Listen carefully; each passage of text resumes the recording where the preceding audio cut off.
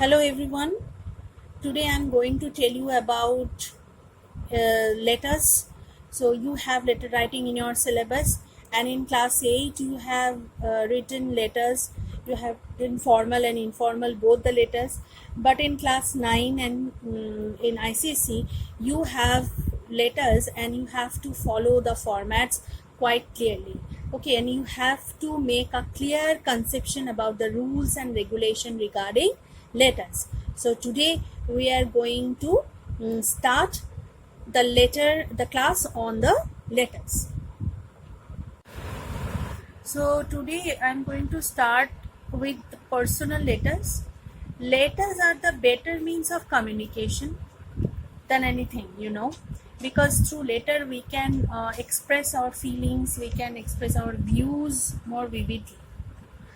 Communication by telephone or wireless or internet may be faster, but it lacks permanence, because letter is a permanent thing. You can make it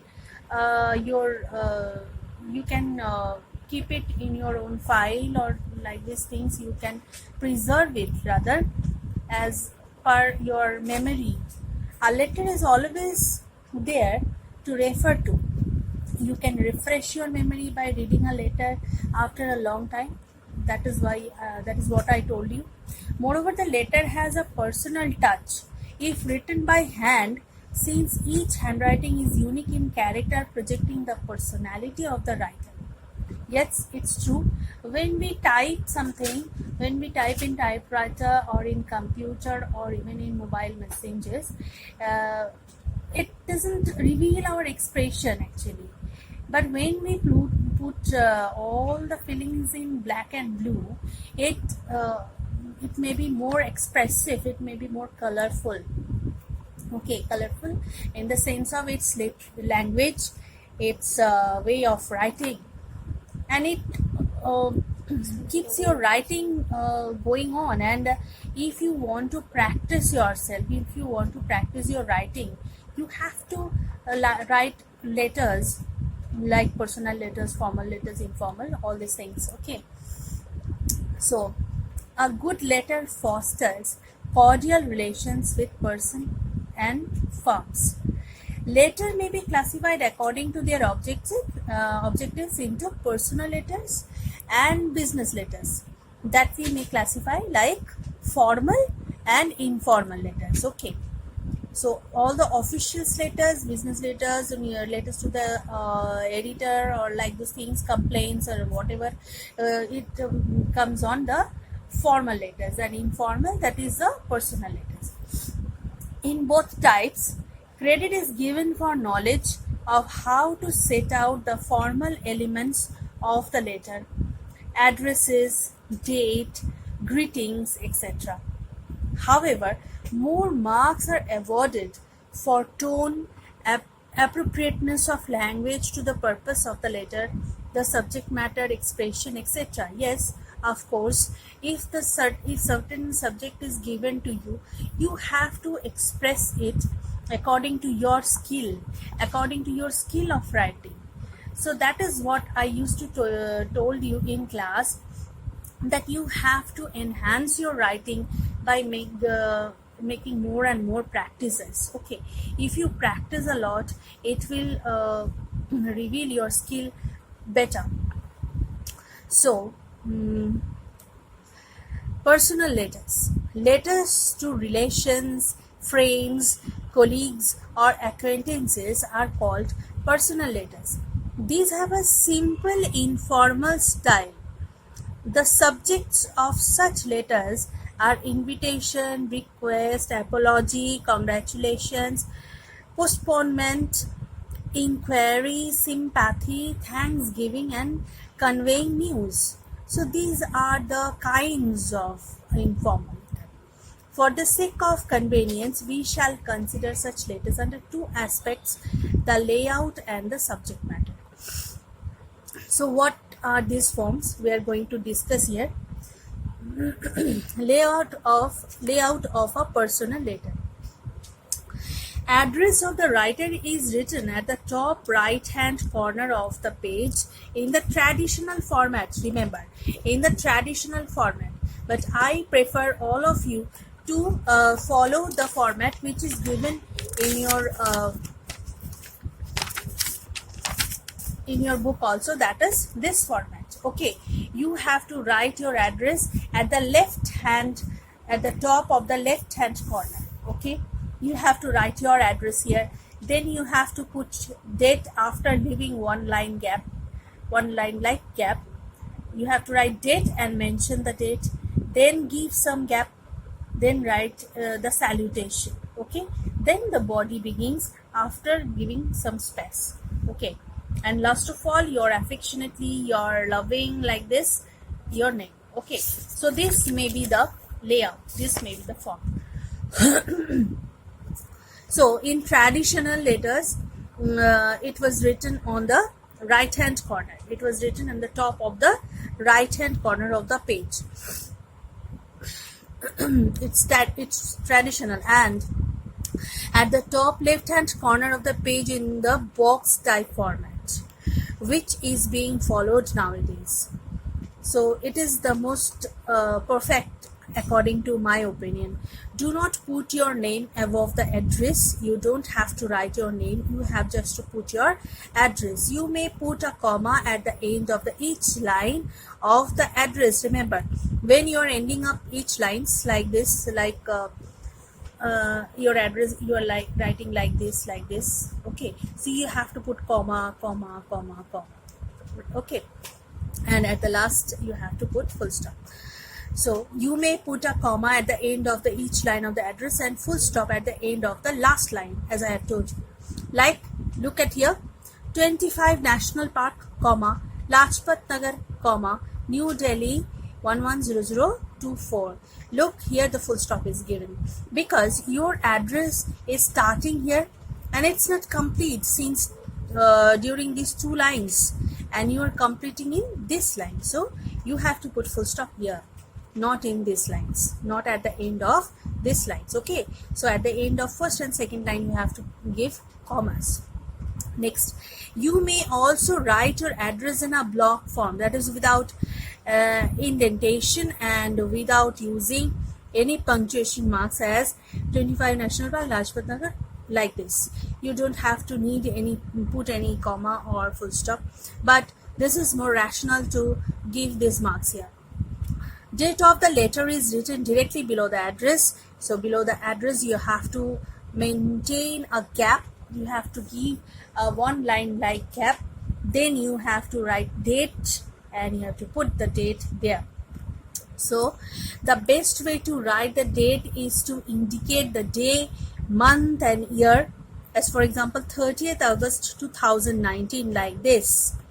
Do not write 30.8.2 or like this. Okay, so as this way of writing the date may not be considered appropriate, so this is not appropriate. Don't write like this, write like this. First, second August, 2nd December, 3rd December. So you know how to write like this, and you have to write the name of the month here, and you have to mention the year. And after the month you have to put comma, and after the year you have to put full stop. So clear to all of you? Come to the next point. Greeting or salutation. Now go to the left hand side of the page and write the salutation, like respected or my dear friend, or like this, which we give in the informal letters. So the greeting or salutation has a line to itself and is followed by a comma. The form of greeting will depend on the relation in which you stand to the person to whom you are writing as. So to whom? Near relatives. We write informal letters to our relatives, close friends and acquaintances. So what should be the greetings of these three cases? So in the case of near relatives, we have to write like dear mummy, my dear dad, dear aunt Shobha, like this, dear grandma, dear Meera, etc. Okay, so to our close friends we can also write like dear, and by putting the name of the friend and add dear with it. So dear Sir Sharon, dear Preeti, like this, dear my dear Shasha, etc. So acquaintances, dear Mr. Swami, dear Miss Shah, etc. Okay, so you have to put the greetings like this.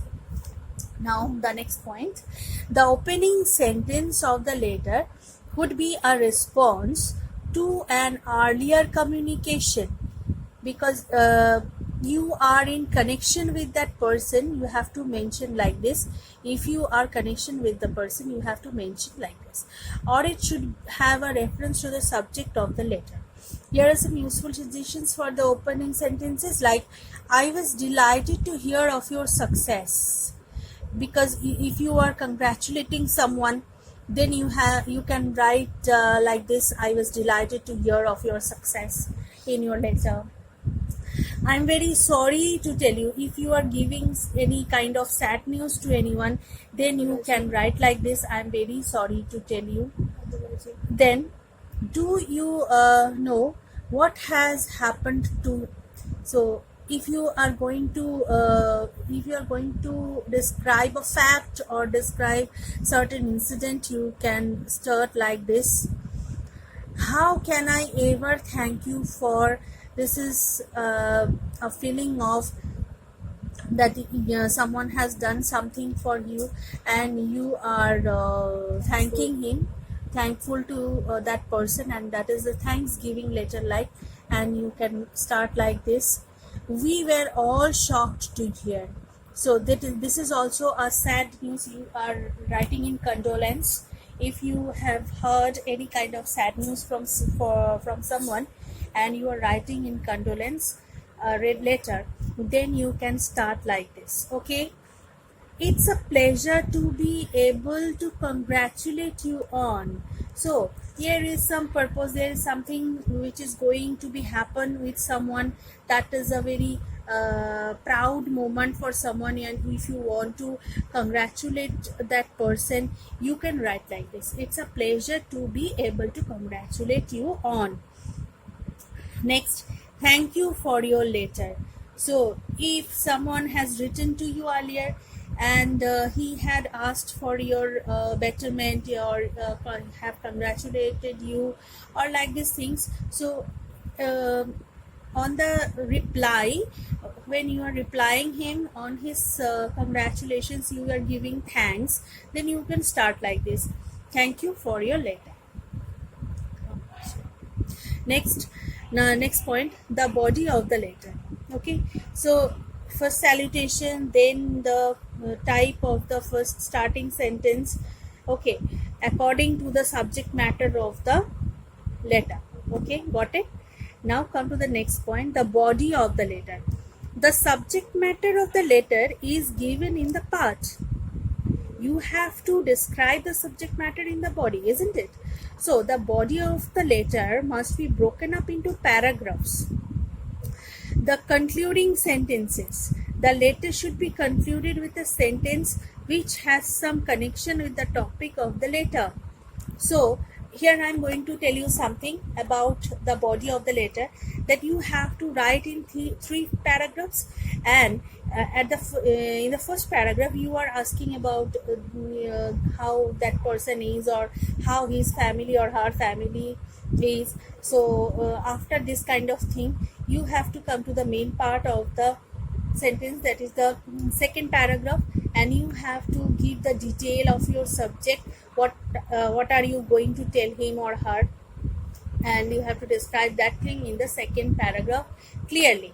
And in concluding paragraph, what you have to do, the letter should be concluded with a sentence which has some connection with the topic of the letter.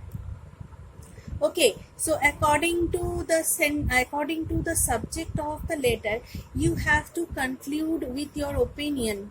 If there is a problem, you should have to give some remedy of that in the concluding part. Or if it is a thanksgiving, then give the thanks again in the concluding part, and express your hope to that they may be all right in the future. You are going to write him again or write her again, like this.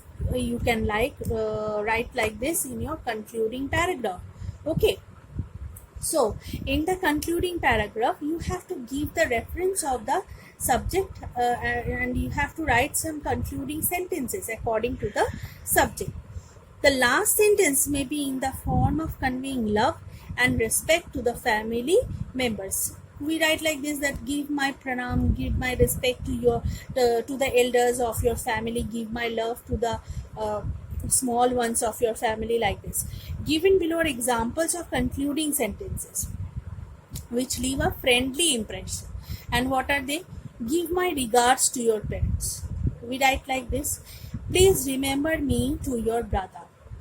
Don't hesitate to write again if I can be of any further help. So you can write like this. You can use any kind of sentence from this, and according to the subject. It is certain that you have to use any kind of sentences from here, but according to the subject, which is suitable to your subject. Okay. You have to keep a close watch about the subject. You have described it in the second paragraph, and in the concluding paragraph you have to conclude with this kind of sentences. We all miss you here. I am looking forward to your visit. I look forward to hearing from you soon. So like this you can end up your letter. Okay. So next, subscription or leave taking. The letter must not end abruptly, but with a certain form of polite leave taking, such as near relatives, yours affectionately, then your name. Okay, and it should be written at the left hand corner. In the old format, you can write in the right side corner also, but I will tell you that maintain the left hand corner. Okay. Your affectionately, your affectionate daughter or son, like nephew, sister, uncle, etc., your loving son. Okay, so your friends, your sincerely, your best friend forever, like this. Acquaintances, your sincerely. Okay, so you have to write like these sentences and then your name. And when you are writing to your near and dear ones, you don't have to mention your title there. You have to write only your name. So the leave-taking phrase is written at the bottom of the letter on the right-hand side of the page in the traditional format, and on the left-hand side in the box type format. So I prefer the box type format because it looks more systematic, it looks more civilized. Okay. The first letter of the subscription must begin with a capital letter, example, yours sincerely. Then your signature. The signature or name of the writer comes below the subscription. Use your first name only because you are writing to your near and dear ones who knows you, and you don't have any need to mention your title there because it's not an official letter. Only for this purpose in personal letters, as like this. Okay, so I think you got the points quite clearly. Now you have to do one thing, that you please go to your exercise and practice some informal letters, and do it in your English 1 copy. Okay, so that is all for today.